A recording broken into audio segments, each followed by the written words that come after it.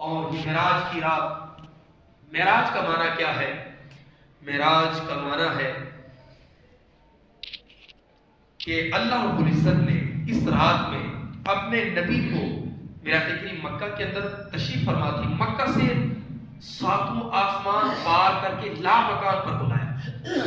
معراج کا مطلب یہ ہے، یعنی اللہ کے نبی صلی اللہ علیہ وسلم دنیا سے ملاقات کرنے کے لیے رب کی بارگاہ میں، کیونکہ ہمارا رب جو ہے یہ مکان سے پاک ہے، جگہ سے پاک ہے، رب کی ذات جو یہ لا مکان میں ہے، لا مکان، تو وہیں پر اپنے نبی کو بلا کر اپنے قرب خاص میں، اپنے جلووں میں بلا کر فَأَوْحَا إِلَىٰ عَبْدِهِ مَا أَوْحَا، اپنے نبی کو جو عطا کرنا تھا وہ عطا کر دیا۔ نبی کریم صلی اللہ علیہ وسلم ایک رات مکہ کے اندر اپنی چچیری بہن حضرت ام ہانی کے گھر میں آرام فرما رہے تھے۔ آپ نے نماز عشاء ادا فرمائی، نماز عشاء ادا کرنے کے بعد میرا کریم صلی اللہ علیہ وسلم آرام فرمانے لگے، اور آرام فرما کر میرا کریم آرام فرما رہے تھے، اچانک کیا ہوا کہ اللہ رب العزت کا حکم ہوا، حضرت جبرائیل، حضرت میکائیل اور حضرت اسرافیل علیہ السلام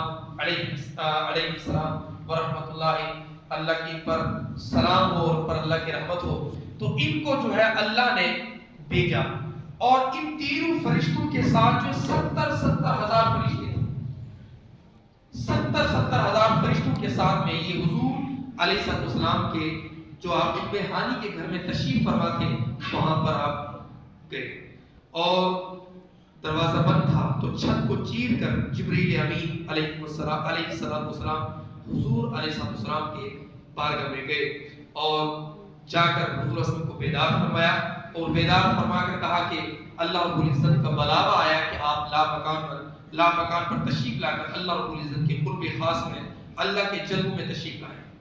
حضور علیہ السلام آپ کھڑے ہو گئے، آپ نے وضو فرمایا، اور وضو فرمانے کے بعد آپ نے 2 رکعت نفل اپنے ادا فرمائی، اور اس کے بعد آپ کے لیے براق لایا گیا، اور آپ اس براق پر سوار ہوئے۔ براق کیا ہوتا ہے؟ مفسرین نے فرمایا یہ جو براق ہے یہ گھوڑے سے چھوٹا اور گدھے سے بڑا، یعنی درمیانی جانور ہے، اس انداز کا یہ جانور تھا۔ اچھا، اس کی جو تیز رفتار تھی اس براق کی تا حد نظر، یعنی جہاں تک نظر جاتی ہے وہاں اس کا ایک قدم پڑتا ہے۔ مثال کے طور پر ہم جب دیکھتے تو ہمارے اوپر آسمان نظر آتا ہے، تو اس کا جہاں تک نظر پہنچتی تھی وہاں تک اس براق کی تیز رفتار تھی۔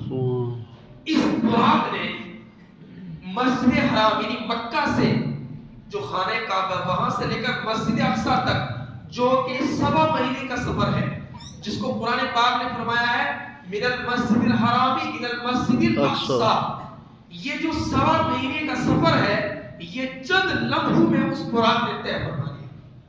اور جب اس براق پر سوار ہونے لگے، جبریل امین نے کہا کہ آپ اس براق پر سوار ہوئے۔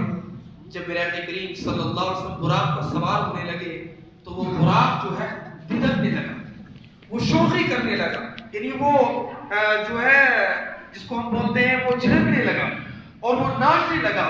تو جبریل امین نے اس براق سے کہا، اے براق، کیا تو نہیں جانتا کہ تیرے اوپر کون سوار ہونے والا ہے؟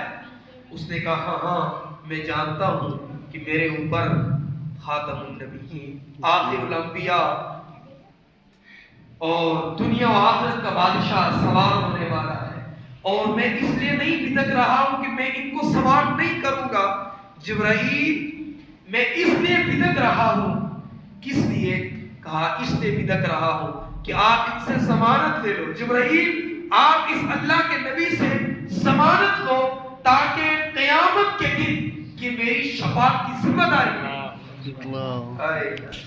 کہا آپ اس سے وعدہ لیں کہ قیامت کے دن یہ اللہ کا نبی میری شفاعت فرمائے گا۔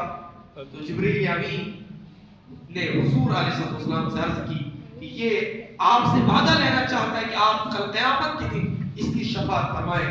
تو اس نے کہا، میرے آقا کریم صلی اللہ علیہ وسلم نے فرمایا ہاں ہاں میں براق سے شفاعت کا وعدہ کرتا ہوں۔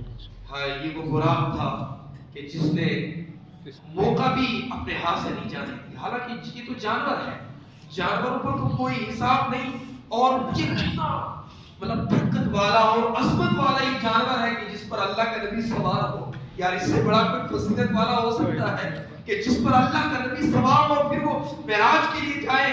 لیکن اس نے نہیں کہا کہ آپ ان سے بتا دیں کہ کل قیامت کے دن میری شفاعت کریں. ہاں یہ تو ایک جانور ہے, لیکن ہم تو گناہوں میں لچڑے ہوئے ہیں, گناہوں میں پڑے ہوئے ہیں.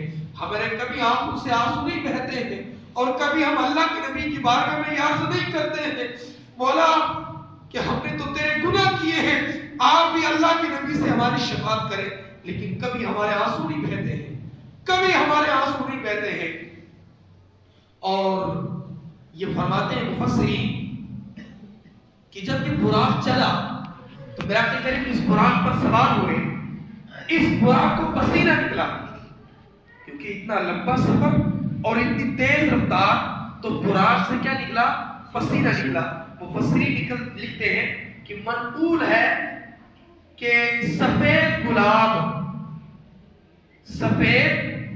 جبریل امین علیہ السلام کے پسینے سے اور زرد گلاب براق کے پسینے سے پیدا کیا ہے. یہ جو گلاب دنیا کے اندر آپ آج نظر آتے ہیں, یہ گلاب جبریل جو سفید گلاب ہے یہ جبریل امین کے پسینے سے ہے, اور یہ زرد گلاب جو پیلا جو گلاب ہے یہ براق کے پسینے سے ہے. اور حدیث شریف میں ہے, حضرت انس رضی اللہ تعالیٰ عنہ سے مرفوعاً مروی ہے کہ حضور علیہ السلام نے فرمایا کہ مجھے آسمان پر معراج کے لیے بلایا گیا تو زمین رونے لگی, اس کے رونے سے اس کے انگور زرد ہو گئی.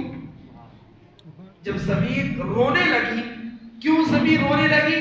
کہ آج ایک لمحے کے لیے بھی اللہ کا نبی مجھ سے جدا ہو کر آسمانوں پر جا رہا ہے. زمین بھی یہ گوارا نہیں کرتی ہے کہ اللہ کا نبی مجھ سے جدا ہو جائے, زمین بھی یہ گوارا نہیں کرتی ہے. اور میراث کریم تب سے لے کر آج تک زمین پر ہی تشریف فرما, جب باحیات تھے تب بھی زمین پر اور آج بھی زمین پر ہے. لیکن جب ایک لمحہ اللہ کا نبی آسمانوں پر چلا گیا تو زمین رونے لگی. مفسرین حدیث پاک میں حضور نے فرمایا جب یہ زمین رونے لگی میرے فراق میں تو اس کے جو انگور تھے یہ انگور کیا ہو گئے؟ زرد ہو گئے.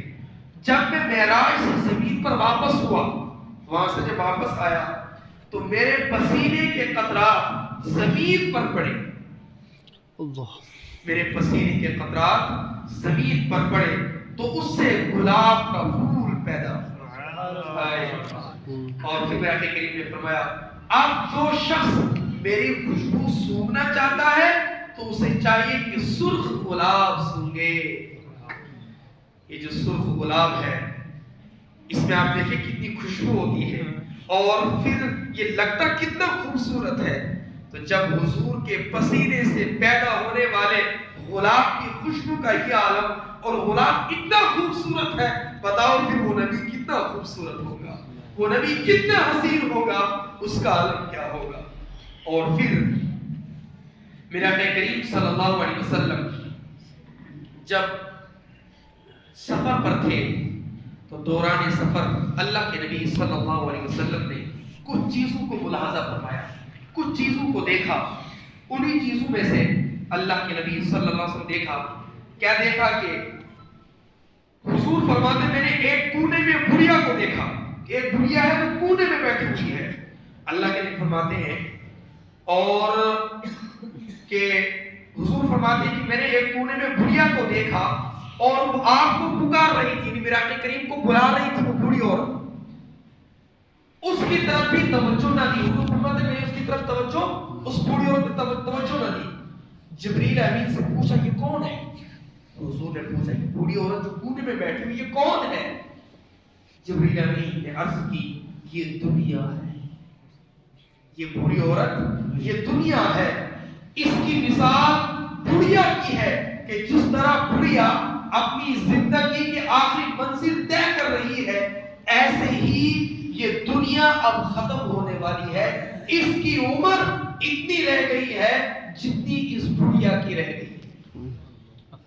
کیونکہ کبھی یہ جو دنیا ہے بتایا جاتا ہے کہ حضرت ابراہیم علیہ السلام کے زمانے تک یہ دنیا جوان تھی، اور پھر میرے آقا کریم صلی اللہ علیہ وسلم کے زمانے تک یہ دنیا ادھیڑ عمر کی ہو گئی، اور اب دنیا بوڑھی ہو چکی ہے۔ بوڑھی کا مطلب اب یہ قیامت کے بالکل قریب ہے۔ اور میرے آقا کریم صلی اللہ علیہ وسلم نے ایک اور آپ نے حالت دیکھی، قوم دیکھی۔